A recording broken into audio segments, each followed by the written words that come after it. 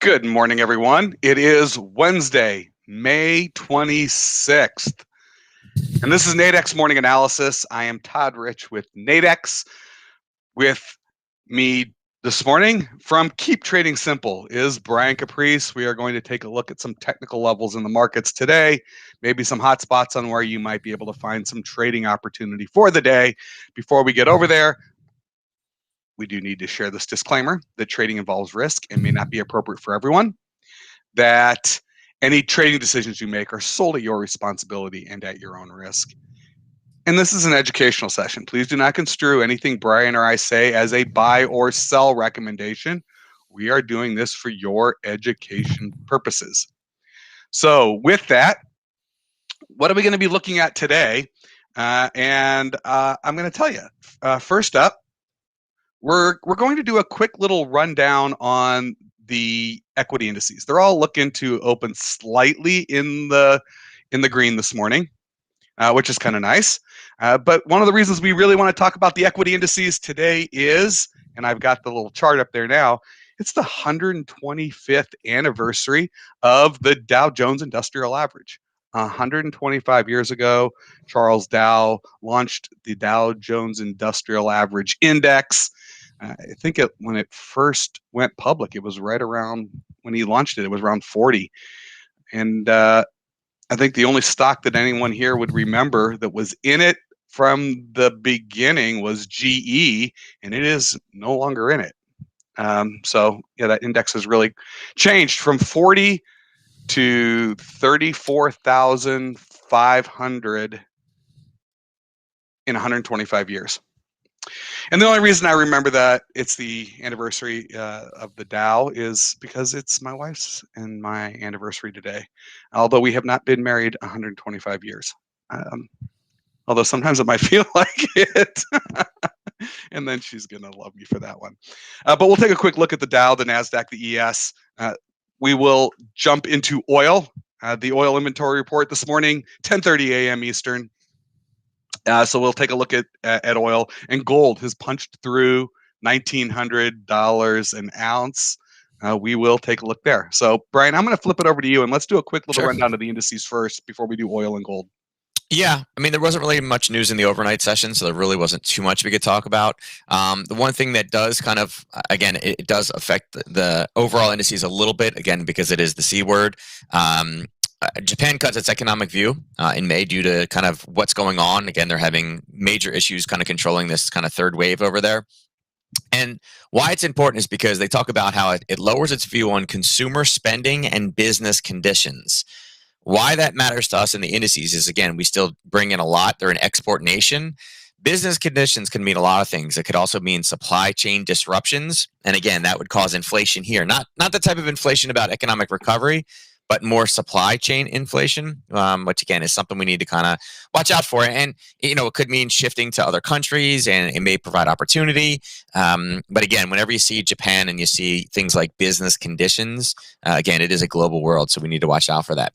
As far as the three indices go, if we start off at ES up top, ES is pretty flat. We talked about a level yesterday, saying if we could see a decent push above the 4,200 level, that we'd be looking for this one to go long, maybe back up into the 42.15-ish range, maybe even up to that 42.24 that I mentioned yesterday. It literally came up to that level last night and has done nothing but really just go sideways in it. So really, with lack of any type of major headline news and economic news, there's not much there. As I said, it has broken through. It has kind of done a pullback and kind of stabilized itself. And again, I'm down on a 15-minute chart here. It's not really giving us a lot of indication of what it wants to do. And right now, it's kind of boxed in. If we see that you have some, selling down there, or I'm sorry, buying down there, and you have some selling up top, it really needs to break out of one of these two areas right now, the blue levels, before we get much of kind of a leeway. But if we get a decent bounce, and again, 15-minute chart, we still got, 3 candles that need to print before the open. None of them is very, very strong with where we are right now as far as the ES goes. But I would say, upside with lack of any bad news. Again, upside, there's only one little area that's been tested twice, sitting right here at 4209. If we can come up and start, putting in some nice pullbacks below this, grabbing those buyers, again, 42.24, it is possible today. And then also, again, if it decides that, listen, no, we're going to sell, it's bad day. Again, this could come all the way down into the 4170-ish range today. It's got more room to run to the downside before we find buyers versus kind of where I see us kind of going to the top side. So you can see a little bit longer line there as far as what the open looks like. NQ. I think of the three, NQ is providing the kind of the best opportunity. And same thing, here's the European Open. We kind of fell a little bit and came right back again. So it's really since, 10 o'clock last night, it hasn't moved. It's in the exact same spot, a little bit of overnight chatter back and forth, but we're really kind of in the same area. If you remember, we had that level up at 13,734. It's been hit twice already. This would be hit number 3. I mentioned yesterday that if we could get up to that level at the UK Open when traders came back into the market, it would be a short for me. We weren't even close to it. We were sitting much farther down here. And again, what did it do? It dropped. That's what we were looking for, was the drop from the open. We were just looking for it up at that, the higher level. And again, this would have been where it turned, where the buyer stepped in, would have been where the profit target was for that short. So now, again, I just want to say for all three of these, they're all up. They're all at certain levels, but for the last, day-ish, they just haven't. They're all just going sharply sideways. So, without any impetus or news, we could kind of trend this way as we slide into the doldrums of spring. I don't know. Yeah, it's it's the end of May. I mean, it is a holiday weekend, so you gotta expect that. Hey, I forgot. We're coming up on Memorial Day. So yeah, right. So people might be all looking. What is today's Wednesday? So we got a few more days to try to see what happens going into Memorial Day. I completely forgot about that. So yeah. Yep. I think people are looking for an opportunity to go do something, get out. So kind of curious how that will. If there's less eyeballs on the market, there is a greater opportunity for less volume to push things around. Yeah, I mean, market's open. It's not closed. It is obviously closed Monday, right? So, I mean, it does go full bond. The bond market's the only one that closes early on Friday.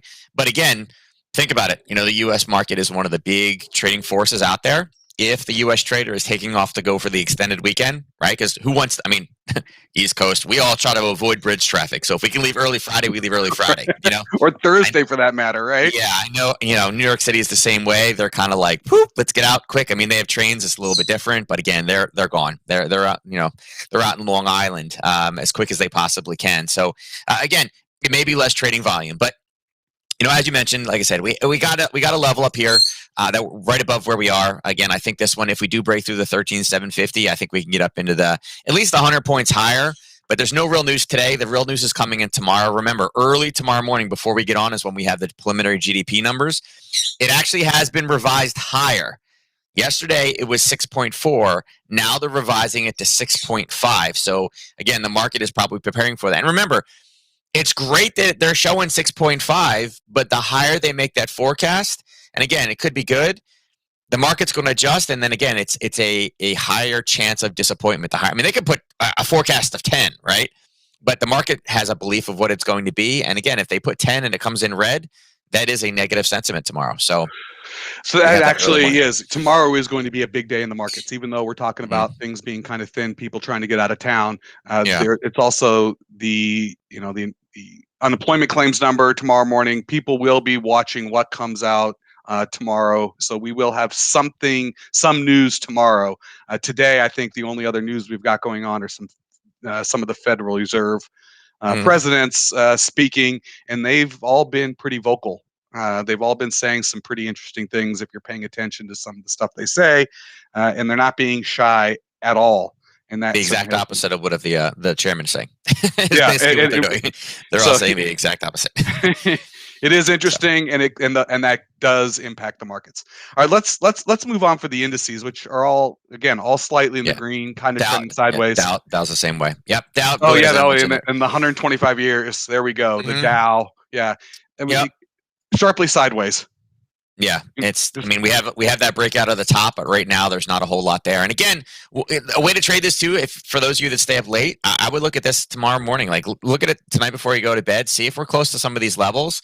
There could definitely be a short tomorrow morning from the European Open. I mean, depending on where it does today. I mean, if it goes down, then we'd be looking for more of a long. If it goes up, I'd be looking, excuse me, for more of a short from the European session open as traders prepare for those, that GDP number is kind of how it works out. Meanwhile, I wanted us to drop this on here. I mean, this is since Sunday. This is the chart of the Dow, and you can see that it's here's Monday morning, and it's blazing. Blazing.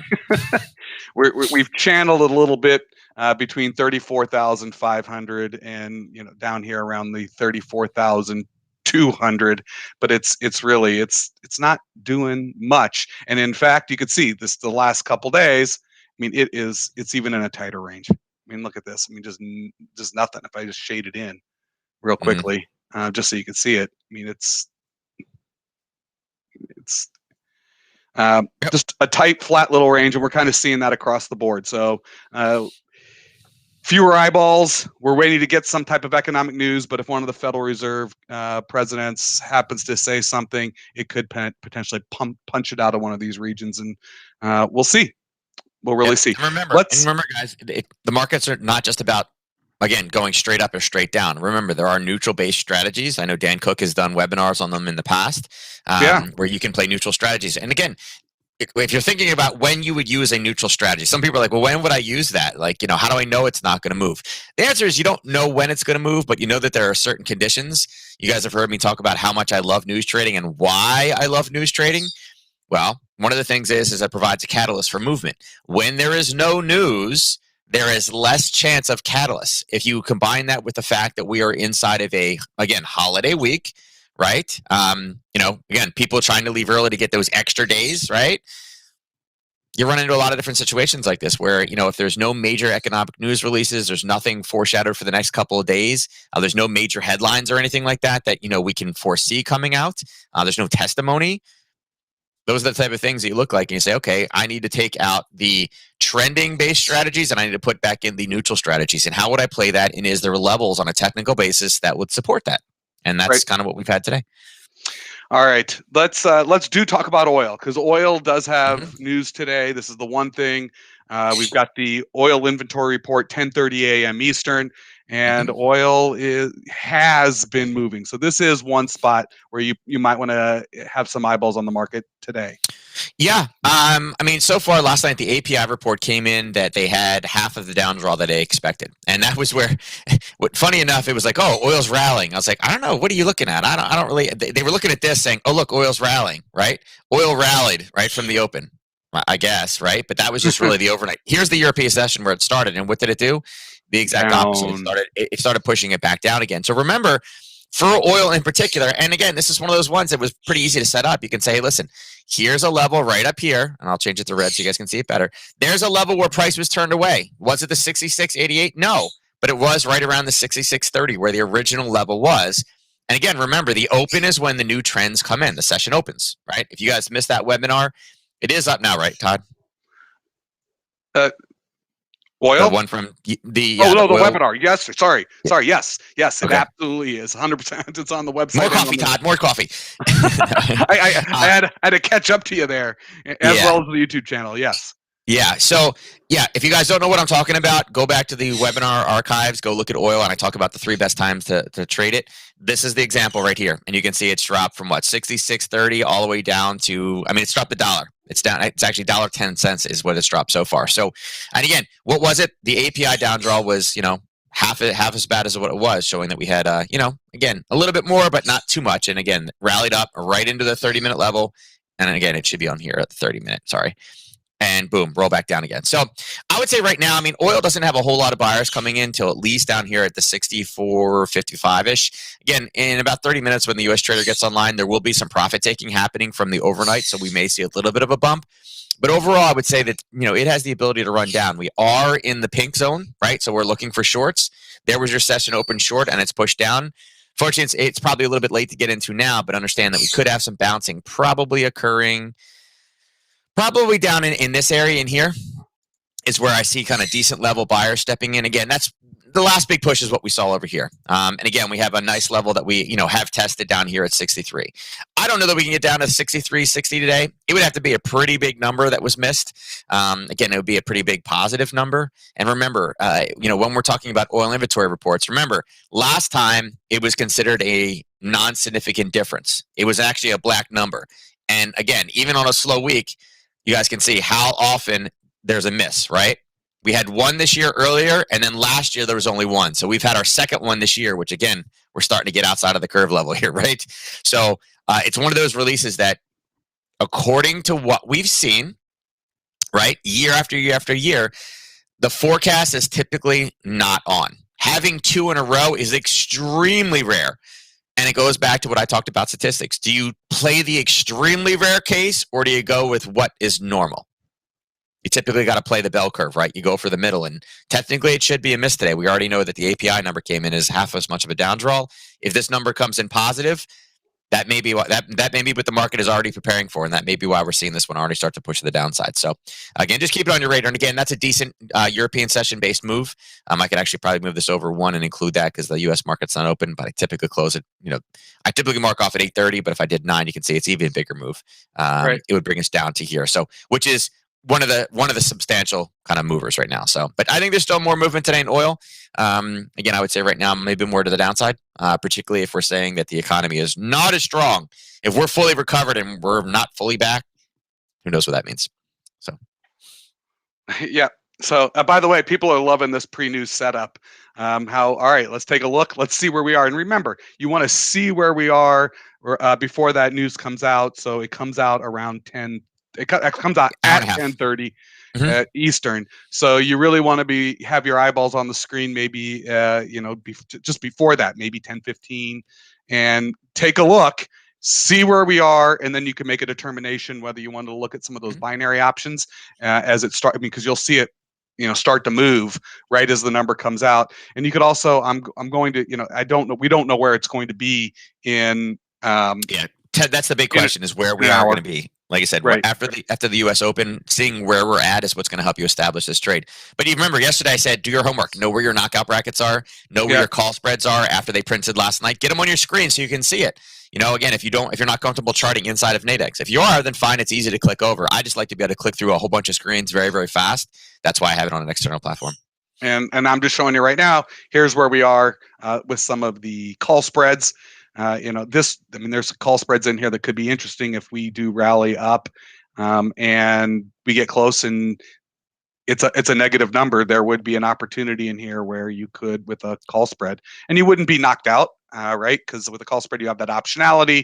If there were to be a continuation of the sell-off, there's things to look at. And in fact, I was going to try to quickly take a look at some of these oil knockouts.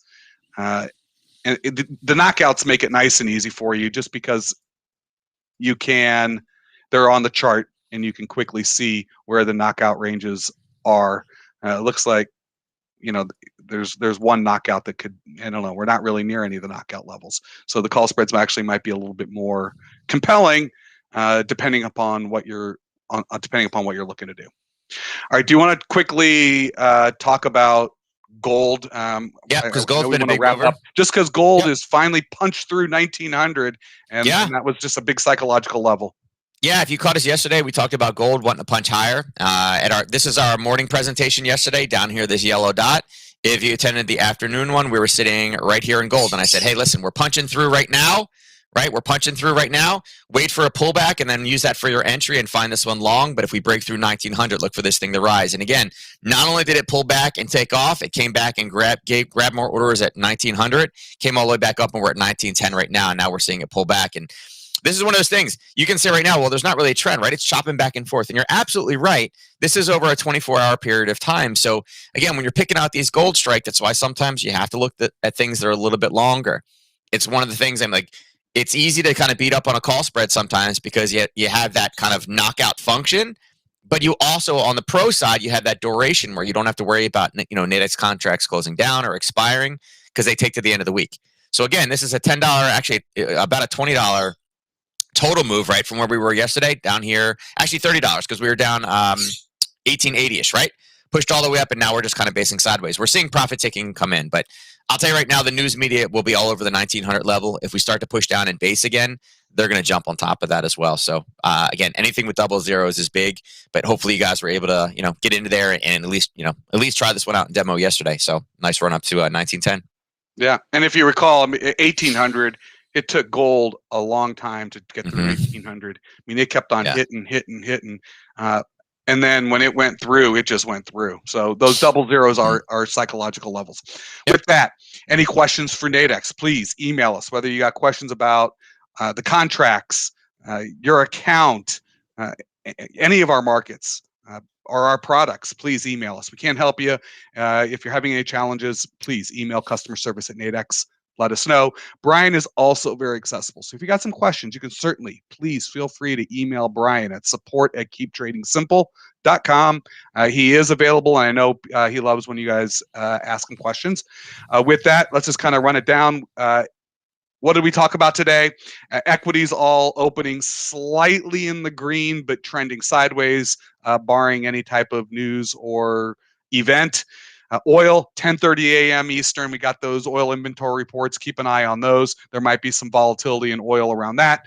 And gold, punching through 1900. Thank you, everyone. We will catch you tomorrow morning, and want to wish everyone good luck.